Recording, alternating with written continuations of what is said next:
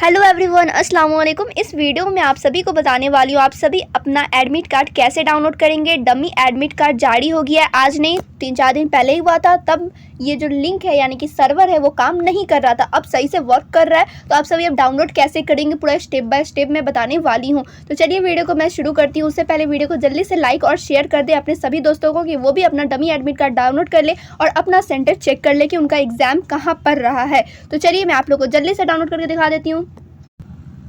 तो आप सभी को गूगल क्रोम ओपन करना है, ठीक है। कोई भी आप लोग ब्राउजर ओपन कर सकते हैं। सर्च क्या करना है वो यहाँ पे आप सभी देखिए BSMEB, ठीक है। कुछ इस तरीके से आप सभी को सर्च करना है। जैसे आप सभी सर्च करेंगे तो यहाँ पर आप सभी देख सकते हैं इनका वेबसाइट ओपन हो गया, ठीक है।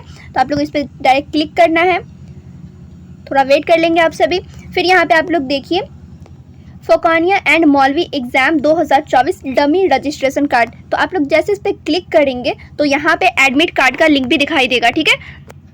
तो यहाँ पे आप लोग देखिए एडमिट कार्ड का लिंक दिख रहा है आप लोगों को। ये है फोकानिया का, ठीक है। थोड़ा सा इसे मैं छोटा कर लेती हूँ, ठीक है। यहाँ पे आप लोगों को दिख रहा होगा ये है फोकानिया का एडमिट कार्ड और ये है मौलवी का एडमिट कार्ड, ठीक है। ये डमी एडमिट कार्ड है। यहाँ पे आप लोग डमी एडमिट कार्ड डाउनलोड करके चेक कर सकते हैं। वहाँ पे भी आप सभी को सेंटर दिखा देगा। अब यहाँ पे थोड़ा सा आप स्क्रॉल करोगे तो यहाँ पे आप सभी देख सकते हैं ये है फोकानिया का रजिस्ट्रेशन कार्ड यानी कि डमी रजिस्ट्रेशन कार्ड और यहाँ पे है मौलवी का डमी रजिस्ट्रेशन कार्ड। अगर आप लोगों ने डाउनलोड करके चेक नहीं किया तो आप लोग यहाँ से कर सकते हैं। कैसे करना है इस पर ऑलरेडी वीडियो बना हुआ है।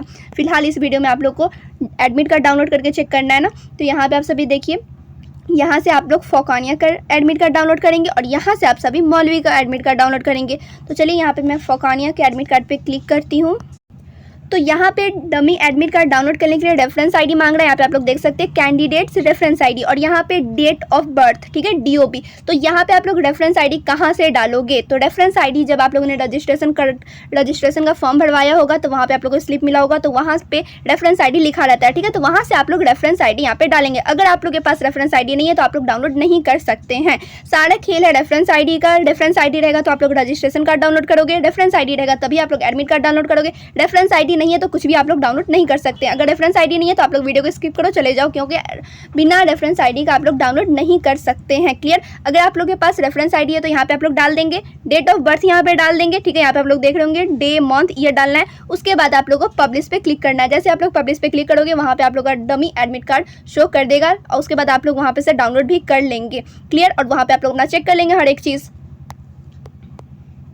इसी तरीके से आप लोगों को मौलवी का एडमिट कार्ड भी डाउनलोड करना है। इसी तरीके से आप सभी रजिस्ट्रेशन कार्ड भी चेक कर सकते हैं, ठीक है, डाउनलोड कर सकते हैं। जैसे इस पे आप लोग देखिए रजिस्ट्रेशन कार्ड पे मैं क्लिक की तो यहाँ पे भी आप लोग देख सकते हैं रेफरेंस आईडी मांग रहा है। तो रेफरेंस आईडी रहेगा तभी आप लोग कुछ चेक कर सकते हैं, कुछ डाउनलोड कर सकते हैं, अदरवाइज नहीं। अगर आप सभी के पास रेफरेंस आईडी नहीं है तो कोई मसले की बात नहीं। अब तो आप सभी का ओरिजिनल एडमिट कार्ड मदरसे में आ ही जाएगा तो आप लोग वहाँ से ले लेंगे और आप सभी अपना एग्जाम अच्छे से दे देंगे। तो वीडियो कैसी लगी कमेंट करके ज़रूर बताएं और ज़्यादा से ज़्यादा शेयर करें।